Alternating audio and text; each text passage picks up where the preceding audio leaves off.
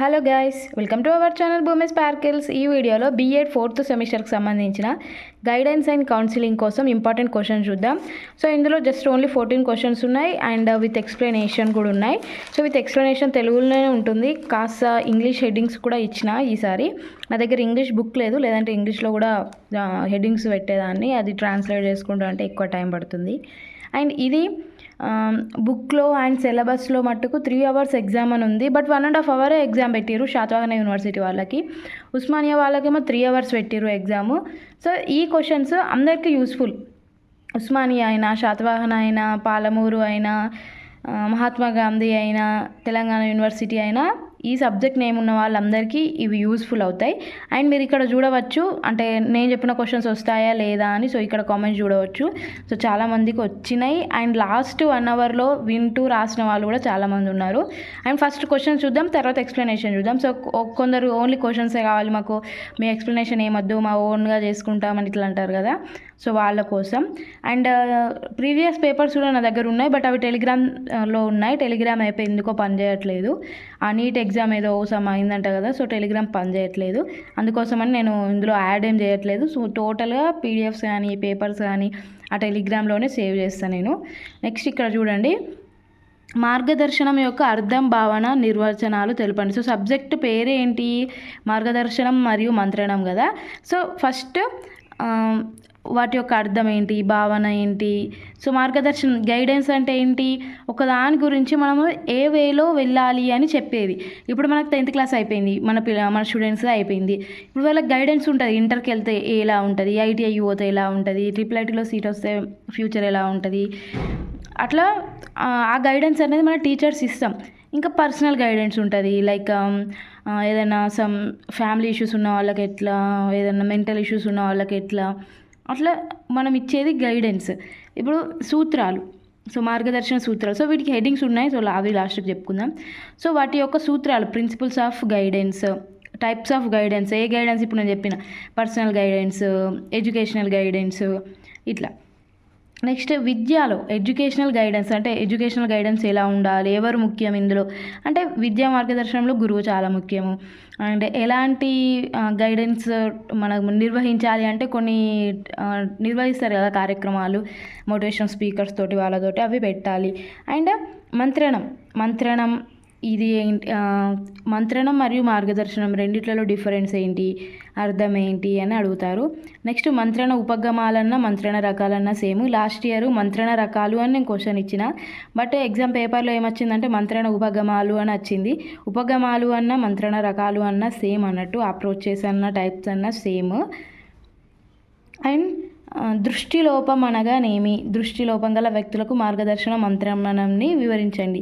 So దృష్టిలోపం అంటే లో vision ఉన్నవాళ్ళు కానీ, అసలే చూపు లేని వాళ్ళకు కానీ ఎలా ఉండాలి, ఎలాంటి సపోర్ట్ ఉండాలి, మోరల్ సపోర్ట్ ఉండాలి, ఎమోషనల్ సపోర్ట్ ఉండాలి వాళ్ళకి, ఎడ్యుకేషనల్ సపోర్ట్ కంటే మించి.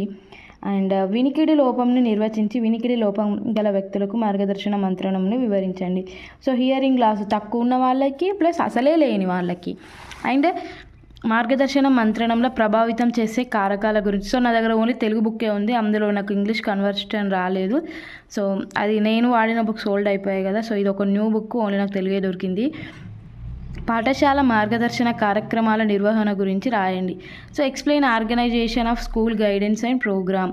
సో పాఠశాలలో మార్గదర్శన కార్యక్రమాలు అని అంటే వీక్లీ వన్స్ మోటివేషనల్ అది నిర్వహించడం కానీ, మోటివేషనల్ క్లాస్ నిర్వహించడం కానీ, లేకుంటే ఫ్యూచర్లో ఎలా ఉండాలి అని ఫస్ట్ నుంచి ఇలా చెప్పడం కానీ, సో అలా అన్నట్టు. అభ్యసన వైకల్యం. సో అభ్యసన వైకల్యం అంటే కొందరు డెఫ్ అండ్ డమ్ ఉంటారు, కొందరికి చురుకుగా ఉండదు మైండ్, కొందరికి పదే చెప్పింది మర్చిపోతుంటారు, ఇట్లాంటి వాళ్ళు ఉంటారు కదా. సో కొందరికి అక్షరాలు రిటర్న్ కనిపించచ్చు, సో కొందరికి బోర్డు మీద రాసిన అసలే కనిపించకపోవచ్చు. సో ఇలాంటి ప్రాబ్లమ్స్ కొందరు ఫేస్ చేస్తూ ఉంటారు. మార్గదర్శనంలో ప్రామాణిక ఉపకరణాలను గురించి రాయండి. సో మార్గదర్శనంలో ప్రామాణిక ఉపకరణ అంటే సమ్ పరీక్షలు ఉంటాయి, సాధన పరీక్షలు, ప్రామాణిక పరీక్షలు అట్లా. సో మీరు హెడ్డింగ్స్ చూసుకొని పోతే కరెక్ట్గా అయిపోతుంది. సో లాంగ్ క్వశ్చన్కి 4 pages, షార్ట్ క్వశ్చన్స్కి 2 papers ఎనఫ్ అన్నట్టు. సో నెక్స్ట్ పాఠశాల మార్గదర్శన కార్యక్రమాల్లో విద్యార్థి పరిచ్ఛేదికలు, స్టూడెంట్ ప్రొఫైల్. సో ఇది కూడా చాలా ఇంపార్టెంట్.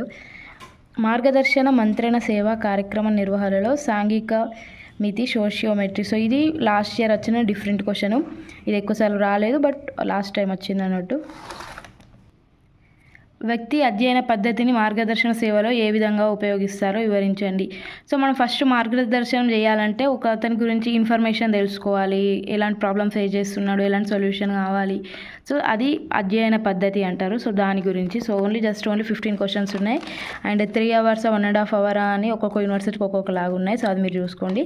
అండ్ ఇది 1.5 hour అయినా 3 hours అయినా యూజ్ అవుతాయి.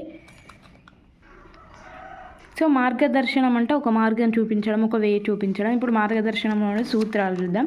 సో సూత్రాలకు హెడ్డింగ్స్ ఇవే. సో ఇప్పుడు అంటే ఇప్పుడు కొత్తగా చూస్తున్న వాళ్ళు కొంచెం మీ ఫ్రెండ్స్ కూడా షేర్ చేయండి. అండ్ టెలిగ్రామ్ ఛానల్ లేదు కాబట్టి మీ గ్రూప్స్లలో కూడా షేర్ చేస్తారని నేను అనుకుంటున్నాను. సో ఇప్పుడు సూత్రాలు చూద్దాం. సో వైయుక్తికం అంటే ఒక్కొక్కరికి డిఫరెన్స్ ఉంటుంది. సో ఇప్పుడు అందరం సేమ్గా ఉండం. ఇప్పుడు ఎంత బెస్ట్ ఫ్రెండ్స్ అయినా వాళ్ళ ఫీలింగ్స్ వేరు ఉంటాయి, మన ఫీలింగ్స్ వేరు ఉంటాయి. వాళ్ళ ఎడ్యుకేషన్ లెవెల్ వేరు ఉంటుంది, మన ఐక్యూ లెవెల్ వేరు ఉంటుంది. సో అట్లా వైయుక్తిక భేదాలు ఉంటాయి. అందరికీ ఒకే గైడెన్స్ పనిచేయదు. ఒక్కొక్కరికి డిఫరెంట్గా గైడెన్స్ అవసరం ఉంటుంది. సో కొందరికి ఎమోషనల్గా అయితే, కొందరికి ఎడ్యుకేషనల్గా అవుతుంది. సో కొందరు ఎమోషనల్గా స్ట్రాంగ్ ఉంటారు, బట్ ఎడ్యుకేషనల్గా అంత బేస్ ఉండదు. కొందరు ఎడ్యుకేషనల్గా స్ట్రాంగ్ ఉంటారు, కానీ ఎమోషనల్గా బాగా వీక్ ఉంటారు. సో అలాంటికి ఎలాంటి గైడెన్స్ అవసరమని గైడెన్స్ ఇచ్చే వాళ్ళు తెలుసుకోవాలి. సర్వజనీనం అందరికీ ఎంత గొప్ప వాళ్ళైనా కూడా వాళ్ళకు ఒకనొక టైంలో అవసరమై ఉంటుంది. నిరంతర ప్రక్రియ అంటే ఒక్క దగ్గర ఆగదు, నిరంతరంగా సాగుతూనే ఉంటుంది. సో ఇప్పుడు నేను ఐఏఎస్ అయిపోయినా, నాకు ఈ మార్గదర్శనం అవసరం లేదు అనుకుంటే అది కుదరదు. నెక్స్ట్ సహకారయుతం అంటే ఒకరికొకరు సహాయం చేసుకుంటూ సహకారం చేసుకుంటూనే ఆ మార్గదర్శనం అనేది అవుతుంది. సో నెక్స్ట్ నిర్బంధమైనది కాదు అంటే ఇదే చేయాలి, ఇది చేయకూడదు అని చెప్పేది మార్గదర్శనం కాదు. సో చాయిస్ ఇస్తారన్నమాట. సో ఇప్పుడు థర్డ్ క్వశ్చన్ ఉంది కదా, మార్గదర్శనంలో రకాలు చూద్దాం. So types of guidance. First ఏంటి, educational guidance, next vocational guidance, personal guidance, individual guidance, next group guidance. ఇది చూద్దాం. సో విద్యా మార్గదర్శనం అంటే సో ఎడ్యుకేషన్లో ఎలాంటి గ్రూప్ తీసుకుంటే ఎలాంటిది ఉంటుంది, ఏ ఫ్యూచర్ ఉంటుంది, దేని తర్వాత ఏది చదవాలి, ఎలా చదివితే బెటరు, సో అట్లా ఇచ్చే గైడెన్స్. నెక్స్ట్ వృత్తి మార్గదర్శనం అంటే ఇప్పుడు ఒక జాబ్లో జాయిన్ అయిన తర్వాత ఇలా ఉండాలి, ఎలా ఉండకూడదు, ఎలా ఉంటే ఇంకా ప్రమోషన్ వస్తుంది, సో ఇలా చెప్పేది. నెక్స్ట్ వ్యక్తిగత మార్గదర్శనాలు అంటే కొందరికి పర్సనల్గా వాళ్ళ ఫ్యామిలీ ఇష్యూస్ కానీ, ఫ్రెండ్స్ ఇష్యూస్ కానీ, మెంటల్ ఇష్యూస్ కానీ ఇలా ఉంటాయి. సో వాటిని చెప్పడం. సో ఈ హెడ్డింగ్స్ని ఇలా నేను చెప్పినట్టు ఎలాబరేట్ చేస్తే సరిపోతుంది. పెద్దగా బుక్లో ఉన్నట్టుగా వర్డ్ టు వర్డ్ రాయాలని ఏమి ఉండదు. మీరు ఆల్రెడీ 3 semesters రాశారు కాబట్టి మీకు ఒక ఐడియా ఉంటుంది. అందుకని నేను అంత ఎక్కువ పెద్ద చెప్పట్లేదు, ఫస్ట్ సెమ్ వాళ్ళకి చెప్పినట్టు. నెక్స్ట్ సామూహిక మార్గదర్శనం అంటే గ్రూప్లో. సో ఇప్పుడు ఇండివిజువల్గా చెప్పేది వేరు ఉంటుంది. సో గ్రూప్లో ఇప్పుడు మనకు ఒక క్లాస్కి వచ్చారు ఎవరున్నా, ఇప్పుడు మన అందరిని కూర్చుండబెట్టి చెప్తారు ఏది తర్వాత ఏది అని. సో అలా ఒక గ్రూప్కి చెప్పేది గ్రూప్ గైడెన్స్. నెక్స్ట్ విద్యా మార్గదర్శకత్వంలో రకాలు. విద్యా బోధనకు సంబంధించింది, విద్యార్థుల ఇదేమో వాళ్ళ ఇదేమో పర్సన్ని బట్టి ఈ 5 types ఉన్నాయి కదా, ఇదేమో పర్సన్ని బట్టి, ఇదేమో గైడెన్స్ ఇచ్చే వాళ్ళని బట్టి. సో విద్యా బోధనకు సంబంధించినది, విద్యార్థుల విద్యా సమస్యకు సంబంధించింది. ఇప్పుడు ఏంటి అంటే ఇప్పుడు టీచర్ ఉంటారు కదా, టీచర్ ఎలా బోధించాలి, ఎలాంటి TLMs వాడాలి దానికి సంబంధించింది. ఇంకొకటేమో విద్యా సమస్యలు అంటే విద్యార్థులు ఎందులో వెనుకబడి ఉన్నారు అలాంటిది. Next counselling. సో కౌన్సిలింగ్ అంటే ఏంటి అని. సో ఇక్కడ ఫస్ట్ ఏముంది, మంత్రణ ఉపగమాలు, మంత్రణ రకాలు. సో మంత్రణ అర్థం, నిర్వచనాలు, భావన, ప్రాముఖ్యత, ఇది చాలా ఇంపార్టెంట్, ఖచ్చితంగా వస్తుంది. మంత్రణ ఉపగమాలు, మంత్రణ రకాలు. మంత్రణం అంటే ఏంటి, సలహాలు ఇవ్వడం. గైడెన్స్ అంటే ఏంటి, ఒక వే చూపెట్టడం. మంత్రణం అంటే ఇప్పుడు సలహాలు ఎవరైనా ఫ్రెండ్స్ అయినా ఇస్తారు, ఎవరైనా మనకు సలహాలు ఇస్తారు ఇట్లా చేస్తే బాగుంటుందేమో అని. సో ఇందులో టూ పర్సన్స్ ఉంటారు, కౌన్సిలర్, కౌన్సిలీ. అంటే మంత్రణకుడు, మంత్రణారి. అంటే కౌన్సిలర్ అంటే కౌన్సిలింగ్ ఇచ్చేవాళ్ళు. ఇప్పుడు మనం ఏదైనా తప్పు చేసినాం అనుకో, పోలీస్ వాళ్ళు ఏం చేస్తారు, తీసుకెళ్ళి కౌన్సిలింగ్ ఇస్తారు కదా. సో ఇట్లా కాదు ఇట్లా అని మన మైండ్ని చేంజ్ చేయడానికి వాళ్ళ మాటలతో చేంజ్ చేస్తారు. సో అదే కౌన్సిలింగ్.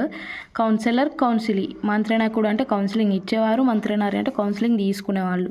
సో మంత్రణం అంటే ఏంటి, వ్యక్తిగత, సాంఘిక, ఉద్వేగ, వృత్తిపర. సో అన్నిటికీ. సో ఇప్పుడు ఈ గైడెన్స్ ఎలాగైతే మనం ఇట్లా విద్య, వృత్తి, మార్గదర్శనం అని ఇచ్చిరో, సో ఒకవేళ మీకు మంత్రణంకి హెడ్డింగ్స్ గుర్తు రాకుంటే విద్యా మంత్రణం, వృత్తి మంత్రణం, వ్యక్తిగత మంత్రణం. సో ఇట్లా చేంజ్ చేసిన వేసేస్తారు మార్క్స్. అంత పెద్ద చూడరు మ్యాథ్స్ లాగా వర్డ్ టు వర్డ్. సో ఇందులో గుర్తుంచుకోవాల్సిన ఏంటంటే సో ఇలాంటి ఫ్రెంచ్ వర్డ్స్ కన్సల్ట్ నుంచి వచ్చింది. సో ఇదని ఫస్ట్ 3 లైన్స్ రాస్తే ఎనఫ్. వీళ్ళకు వచ్చే ఉన్నట్టున్నది ఆన్సర్ అని మొత్తం చూడకముందే కరెక్ట్ వేసి మార్క్స్ వేస్తారు. సో కన్సీలియం, కన్సీలర్ ఫ్రెంచ్ వర్డ్స్. కన్సల్ట్ అనే పదం నుంచి వెళ్ళి కౌన్సిలింగ్ అనే పదము వచ్చింది అన్నట్టు, ఇలా మనకి ఏమంటారు ఉద్భవించింది అన్నట్టు. సో నెక్స్ట్ మంత్రణంలో రకాలు. సో మంత్రణంలో 3 టైప్స్ ఆఫ్ రకాలు ఉన్నాయి. ఫస్ట్ ఏంటి? నిర్దేశిత మంత్రణం, అనిర్దేశిత మంత్రణం, మిశ్రమ మంత్రణం. పాల్గొనే వ్యక్తులను బట్టి. సో అందులో మంత్రంలో రకాలు ఈ 3. సో మంత్రంలో ఎవరెవరు పాల్గొంటారో ఆ వ్యక్తులను బట్టి 2 టైప్స్ ఉన్నాయి. సామూహిక మంత్రణం, వ్యక్తిగత మంత్రణం. సో నిర్దేశిత అంటే ఏంటి, అనిర్దేశిత అంటే ఏంటి, మిశ్రమ అంటే ఏంటి అనేది చూద్దాం. సో ఈ పాల్గొనే వ్యక్తులను బట్టి అంటే సామూహిక, వ్యక్తిగత మంత్రణం అంటే తెలుసు. సామూహిక అంటే గ్రూప్ 2-3 మెంబర్స్కి కలిపి 3-4 మెంబర్స్కి కలిపి ఉండేది సామూహిక మంత్రం. అంటే ఒక గ్రూప్గా చెప్తారు అన్నట్టు, ఒక గ్రూప్గా సలహాలు ఇస్తారు గ్రూప్లో ఉన్న వాళ్ళందరికీ. నెక్స్ట్ వ్యక్తిగత అంటే ఇండివిజువల్గా. సో ఫస్ట్ ఈ నిర్దేశిత మంత్రణం అంటే చూద్దాం. నిర్దేశిత మంత్రం అంటే ఇప్పుడు సపోజ్ నాకు ఒక ప్రాబ్లం ఉంది, నాకు ఎక్కువ అసలు చదవనీకి వస్తలేదు, నేను చదవను అని అంటున్నా. అప్పుడు చదవను అంటే నాకు ఎందులో ఇంట్రెస్ట్ ఉందో అది తెలుసుకొని ఇదే చెయ్యు నువ్వు అని మనకు ఒక సొల్యూషన్ చూపిస్తారు. ఇదే సొల్యూషన్, నువ్వు ఇదే చెయ్యని. అనిర్దేశిత అంటే మనకు కరెక్ట్గా సొల్యూషన్ చూపెట్టరు. నీ ప్రాబ్లం ఇది, ఇలా చేస్తే బాగుంటుంది అని చెప్తారు, కానీ ఇదే సొల్యూషన్ అని చెప్పారు. నిర్దేశిత అంటేనేమో మనం ప్రాపర్ సొల్యూషన్ ఇస్తారు, అనిర్దేశిత అంటే ప్రాపర్ సొల్యూషన్ ఇయ్యరు. లైక్ ఇట్లా చేస్తే బాగుంటుందని చెప్తారు. సో మిశ్రమ అంటేనేమో ఆ నిర్దేశిత అనిర్దేశిత 2 కలిపితే మిశ్రమ అన్నట్టు. సో ఒక దాంట్లో నిర్దేశిత, ఒక దాంట్లో అనిర్దేశిత ఇవ్వడం, లేకుంటే ఇచ్చిన కౌన్సిలింగ్లో చాయిసెస్ ఇవ్వడం. సో మనముగా సెలెక్ట్ చేసుకునే విధంగా. సో నిర్దేశితలో మనకు సెలెక్ట్ చేసుకునే ఉండదు అన్నట్టు, వాళ్ళు చెప్పిందే చేసేలా. అంటే లాస్ట్కి మనకు అంటే కరెక్ట్గా ఇస్తారు అన్నట్టు. అనిర్దేశితలో కరెక్ట్గా ఇయ్యరు, అంటే లైక్ ఇదే అని చెప్పరు, మళ్ళీ మనం కన్ఫ్యూజన్లో ఉండిపోతాం. పాల్గొనే వ్యక్తులను బట్టి అని ఇదే కదా. నెక్స్ట్ దృష్టి లోపం. అంటే లైన్కు వైజ్గా చెప్తున్నా, అంటే ఈజీ ఉన్నాయి చెప్పలే. సో కొన్ని రాసిన బాగుందంటే బాగుందని కమెంట్ చేయండి, లేదంటే లేదు అని, ఏదైనా ఇంప్రూవ్మెంట్ ఉంటే ఇంప్రూవ్మెంట్ ఉండాలి అని కూడా చెప్పండి, ఎందుకంటే ఎవరికైనా ఇంప్రూవ్మెంట్ అనేది అవసరమే కాబట్టి. సో విజువల్ ఇంపైర్మెంట్, కళ్ళు కనిపించకపోవడం, కళ్ళు దొబ్బడం అన్నట్టు. So total loss of vision, కొందరికి అసలుకే కనిపించదు, కొందరికేమో లో విజన్ ఉంటుంది, కొందరికి తక్కువగా కనిపిస్తాయి. ఇప్పుడైతే అందరికీ తక్కువనే కనిపిస్తున్నాయి, ఎందుకంటే ఈ ఫోన్లు 24 అవర్స్ చేతులు ఉంటాయి. నాకైతే సగం పోయిందనే అనుకుంటా. PWD యాక్ట్ 1995 లో vision as usual impairment. So ఈ 1995 ప్రకారం ఎవరికైతే తక్కువ చూపు ఉంటుందో వాళ్ళు కూడా దృష్టిలోపం ఉన్న వాళ్ళే అని చూపించారు అన్నట్టు. ఈ దృష్టిలోపం గల వ్యక్తులకు మార్గదర్శన మంత్రణం ఎలా ఉండాలి. సో ఈ హెడింగ్స్ వినికిడి లోపం ఉన్న వాళ్ళకు మార్గదర్శన మంత్రణం ఎలా ఉండాలి. సో ఆ క్వశ్చన్కి కూడా పెట్టొస్తుంది. సో ఫస్ట్ ఏంటిదంటే భావోద్వేగ మద్దతు. సో నీకు కనిపించవు, నువ్వేం చేయలేవు, సో అట్లా కాకుండా సో ఎమోషనల్గా సపోర్ట్ ఇవ్వడం. ప్రాక్టికల్ స్కిల్స్ అంటే ఇప్పుడు వాళ్ళకి ప్రాక్టికల్ మ్యూజిక్ కానీ, డ్రాయింగ్ కానీ, ఏదైనా వొకేషనల్ కోర్సెస్ కానీ, సో ఇలాంటివి చేయాలి. సో చదివే రావాలి, దాన్ని ఫోర్స్ చేయకూడదు. నెక్స్ట్ వృత్తిపరమైన మార్గదర్శనం. సో వాళ్ళు సెటిల్ అవ్వడానికి, సో అన్నీ మంచిగా ఉన్న వాళ్ళకంటే సో ఇలా ఏదైనా ఒక లోపం ఉన్న వాళ్ళకు ఎవరైతే ఉంటారో వాళ్ళు జల్దీ సెటిల్ అయిపోతారు. నెక్స్ట్ కుటుంబ మద్దతు. సో కుటుంబంలో చిన్న చూపు చూడడం. సో నువ్వు అలా ఉన్నావు, నువ్వే చేయలేదు, ఇలానే ఉంటావు, మంచంకే పరిమితమై ఉంటావు, సో ఇలా కాకుండా కొంచెం మద్దతు ఇవ్వడం. నెక్స్ట్ స్వాతంత్రంను ప్రోత్సహించడం. వనరుల అందుబాటు. సో వాళ్ళకి కావాల్సినవి, సో మ్యూజిక్ నేర్చుకుంటా అంటే మ్యూజిక్ ఇన్స్ట్రుమెంట్స్ కానీ, డ్రాయింగ్ ఇన్స్ట్రుమెంట్స్ కానీ, సో ఇలాంటివి. దృష్టి పునరావాసం అంటే కొంచెం మనకి కరెక్ట్గా చేయడానికి మెడికేషన్ కానీ అది. నెక్స్ట్ సలహా సహకారం. సో ఇలా చేయాలి, ఇలా అని సలహాలు ఇవ్వడం. నెక్స్ట్ ఇంకో క్వశ్చన్ ఉంది. సో వినికిడి లోపం వాళ్ళకు కూడా అది వర్తిస్తుంది అన్నట్టు. సో కొంచెం రైటింగ్ చెత్తగానే ఉంది. మార్గదర్శన మంత్రాలను ప్రభావితం చేసే కారకాలు. సో ఏవైతే మనకి ఎఫెక్టివ్గా ఉంటాయో గైడెన్స్ అండ్ కౌన్సిలింగ్లో, సో అవి సో ప్రభావితం చేసేటి 2 టైప్స్లా ఉంటాయి. అంతర్గత అంశాలు, బాహ్య అంశాలు 2 టైప్స్ ఉంటాయి. అంతర్గత అంశాలు అంటేనేమో కౌన్సిలర్ సామర్థ్యం, సృజనాత్మకత, వాతావరణం, సంబంధం. సో కౌన్సిలర్ సామర్థ్యం అంటే సో ఇప్పుడు కౌన్సిలింగ్ చేసే వాళ్ళకి కొందరికి ఉంటుంది, సో ఇప్పుడు ఇచ్చేవాళ్ళు కొందరు బాగుంటారు, సో కొందరికి అన్నీ తెలిసి ఉంటాయి. సో ఒక్కరికి ఒకటే టైప్ విధానంగా తెలిసి ఉంటుంది, ఇంకో టైప్ తెలియదు. సో ఆ టైప్లో గైడెన్స్ కావాలంటే ఇవ్వరు, సరిగ్గా ఇవ్వరు. సో అలాంటి అతను కూడా సామర్థ్యం ఎక్కువ ఉండాలి, అన్ని వేలల్లోకి ఆలోచించే విధంగా ఉండాలి కౌన్సిలర్ అంటే. నెక్స్ట్ సృజనాత్మకత, వాతావరణం కూడా బాగుండాలి. నెక్స్ట్ బాహ్య అంశాలు, వనరుల లభ్యత. సో వనరులు ఏముంటాయి, వనరులు కూడా అన్నీ ఉండాలి. ఉపాధ్యాయ వైఖరి ఉండాలి. సో ఉపాధ్యాయుడు సో నువ్వు ఇది చేయొద్దు, ఇది చేస్తే నువ్వు ఫెయిల్ అయిపోతావు. సో ఇట్లా అంటే ఏ స్టూడెంట్కైనా కొంచెం మనసు చిన్నవుతా అన్నట్టు మన లాంగ్వేజ్లో చెప్పుకోవాలంటే. సో నువ్వు చేయగలుగుతావు, నువ్వు చేయరా, ఇట్లా కాదురా, ఇట్లా చేయరా, ఇట్లా చెప్పాలి. సో ఇదైతే నువ్వు ఫెయిల్ అయిపోతావు ఖచ్చితంగా, నువ్వు ఫెయిల్ అవుతావు, ఎన్నటికైనా నీ లైఫ్లో కూడా ఫెయిల్ అవుతావు, ఇట్లా అంటారు కొందరు. నేను నా లైఫ్లో చూసిన ఒక్కసారి ఫెయిల్ అంటే అప్ టు డిగ్రీ లెవెల్లో ఆ సార్కి ఎక్కువ రాదు, బట్ ఇట్లా అన్నాడు అన్నట్టు, నువ్వు ఫెయిల్ అయిపోతావు ఎగ్జామ్లో అని చెప్పి అన్నాడు. అతను ఎక్కువ చెప్పాడు, అసలు మాకు నోట్స్ కూడా ఇవ్వలే అన్నట్టు. అదేమైందో ఏమో, ఎప్పుడు అందరికంటే క్లాస్ ఫస్ట్ ఉండేదాన్ని, డిగ్రీలో నా ఒక సబ్జెక్ట్ పోయింది ఒక సెమ్లో, సెకండ్ సెమ్లో. అప్పుడు కరోనా టైం కదా, మళ్ళీ క్లాసెస్ జరగలేవు అండ్ 1 వీక్లోనే ఎగ్జామ్స్ ఉండేసరికి నేను చదవలేదు. సో ఇక నా మైండ్లో ఏం ఫిక్స్ అయిందంటే, సార్ నన్ను ఫెయిల్ అవుతావు అన్నాడు కాబట్టి ఫెయిల్ అయినా అని చెప్పి ఇప్పటికీ ఆ సార్ అంటే కోపమే ఉంటుంది. నేను ఏం తిట్టినా కూడా సార్ పడతారు అన్నట్టు, ఇక అట్లా అయిపోయింది. నెక్స్ట్ సామాజిక ఆర్థిక, అది కూడా స్టాటిస్టిక్స్. అందుకే నాకు స్టాటిస్టిక్స్ టీచ్ చేయడం కూడా ఇష్టం. ఫెయిల్ అయిన సబ్జెక్ట్నే నా సబ్జెక్ట్గా చేసుకోవాలి అనుకున్నా, అందుకే దాన్ని ఇష్టపడి బాగా చదివిన మిగతా సెమ్ముల మొత్తం. అవగాహన లేకపోవడం, విద్యార్థి మార్పుకు సిద్ధంగా లేకపోవడం. ఇప్పుడు ఒక విద్యార్థి అతనికి గైడెన్స్ అవసరం అనుకుంటలేడు, తన చెత్త బిహేవియర్నే కావాలనుకుంటున్నాడు, మారాలనుకుంటలేడు. మారాలనుకోకుంటే మనము ఎంత చెప్పినా కూడా అంతే ఉంటారు అన్నట్టు, దున్నపోతు మీద వర్షం పడ్డట్టు అంటారు కదా, సో అట్లా. సో నెక్స్ట్ మార్గదర్శన పాఠ్య ప్రణాళిక. సో పాఠశాల మార్గదర్శన కార్యక్రమాల నిర్వహణ గురించి రాయండి. సో అది చూద్దాం. ఇప్పుడు ఇవి ఇంగ్లీష్లో హెడ్డింగ్స్, ఇవి తెలుగులో హెడ్డింగ్స్, ఇవి ఇంగ్లీష్లో హెడ్డింగ్స్. మార్గదర్శన పాఠ్య ప్రణాళిక. సో పాఠ్య ప్రణాళిక ఏ గ్రూప్ వాళ్ళకి, బి గ్రూప్ వాళ్ళకి, సి గ్రూప్ వాళ్ళకి చేంజ్గా ఉండాలి. సో ఇప్పుడు మొత్తం చదివచ్చిన వాళ్ళకు, మొత్తం చదువురాని వాళ్ళని మొత్తం మిక్స్ చేసి చెప్తే ఎట్లుంటుంది, ఒక్కడికి అర్థమవుతుంది, ఒక్కడికి అర్థం కాదు. అసలే రాని వాళ్ళని పట్టించుకుంటే వచ్చిన వాళ్ళు పోతారు, వచ్చిన వాళ్ళకి చెప్తే అసలు రాని వాళ్ళు రాకుండానే పోతారు. సో ఇట్లా ఎవరిది వాళ్ళకే ఉండాలి. సో ఏ టైంలో ఏది చేయాలి అని హెచ్ఎం చేతుల పైన ఉంటుంది. ఎప్పుడు రూమ్లోనే కూర్చుని ఉండడం కాకుండా ప్రణాళిక కూడా మంచిగా చేయాలి. నెక్స్ట్ విద్యార్థుల వ్యక్తిగత ప్రణాళిక. సో కొందరికి ఫ్యామిలీ ఇష్యూస్ ఉంటాయి, ఎక్కువ స్కూల్కి రాకపోవడం, స్కూల్కి వచ్చినా కూడా మైండ్ అబ్సెంట్, బాడీ ప్రజెంట్లా ఉండడం. సో ఇట్లాంటి వాళ్ళు ఉంటారు, వాళ్ళ గైడెన్స్ అనేది చాలా అవసరం ఉంటుంది. నెక్స్ట్ బాధ్యతాయుత సేవ. స్టూడెంటే అనుకోకుండా, స్కూల్కే పరిమితం చేయకుండా, వాడు నా బాధ్యత, వాడికి రావాలి, ఇది మా స్కూలు, మా స్టూడెంట్, ఇట్లా అనుకోవాలి. ఇవి హెడ్డింగ్స్. నెక్స్ట్ అభ్యసన వైకల్యం. సో ఇక్కడ ఉంది కదా, అభ్యసన వైకల్యంను నిర్వచించి అని. సో లాస్ట్ ఇయర్ కొందరు అన్నారు కూడా. సో లాస్ట్ టైం ఈ హెడ్డింగ్స్ చూసి మీరు చెప్పిన వాయిస్ వినే మేము దాన్ని ఎలాబరేట్ చేస్తూ క్రియేట్ చేయడమే కదా బీఎడ్ అంటే. సో క్రియేట్ చేసినాము. ఈసారి కూడా చెయ్యండి అంటే నేను చేసిన. సపోర్ట్ చేస్తారో మరి డిస్సపోర్ట్ చేస్తారో చూద్దాం. భాషన అంటే లాంగ్వేజ్లో ఉంటాయి కదా మన అభ్యసన వైకల్యాలు. డిస్ఫేసియా అంటే కొంచెం అంటే నత్తిపోవడం కొంచెం మాట్లాడడం రాకపోవడం. అఫేసియా అంటే అసలే మాటలు రాకపోవడం అలా. నెక్స్ట్ పఠన వైకల్యాలు, చదవడం. సో డిస్లెక్సియా అంటే అసలే కొంచెం చదవడం రాకపోవడం, అంటే స్పెల్లింగ్ మిస్టేక్స్ కానీ సో ఇలా ఉండడం. నెక్స్ట్ అలెక్సియా అంటే అసలే చదవడం రాకపోవడం. రాతపరమైన వైకల్యాలు. So dysgraphia, agraphia. So dysgraphia అంటేనేమో మీకు తెలుసు, కొంచెం మనకి కొంచెం ఎబిలిటీ లేకపోవడం, కొంచెం లాస్ అన్నట్టు. అగ్రాఫియా అంటే అసలే రాకపోవడం. డిస్కాలిక్యులియా అంటే మ్యాథమెటికల్ క్యాలిక్యులేషన్స్ ఇబ్బంది పడే వాళ్ళు కొందరు ఉంటారు. సో చాలామంది ఉంటారు, బట్ ఇప్పుడు మ్యాథ్స్ ఎందుకు ఎక్కువ అయ్యారు. సో ఇది మనకు కావాల్సిన ఇంపార్టెంట్ క్వశ్చన్స్. ఏదైనా మిస్టేక్స్ ఉంటే చెప్పండి. సో మిస్టేక్స్ రావడం సహజం, అండ్ మిస్టేక్స్ నేను ఒప్పుకుంటా కూడా, అంత పెద్ద కాదు నేను. అండ్ వీడియో నచ్చితే లైక్ చేయండి, సబ్స్క్రైబ్ చేయండి, షేర్ చేయండి. మిస్టేక్స్ ఉంటే కూడా చెప్పండి. అండ్ ఏదైనా మిస్టేక్ అయితే sorry for that, and thank you for watching.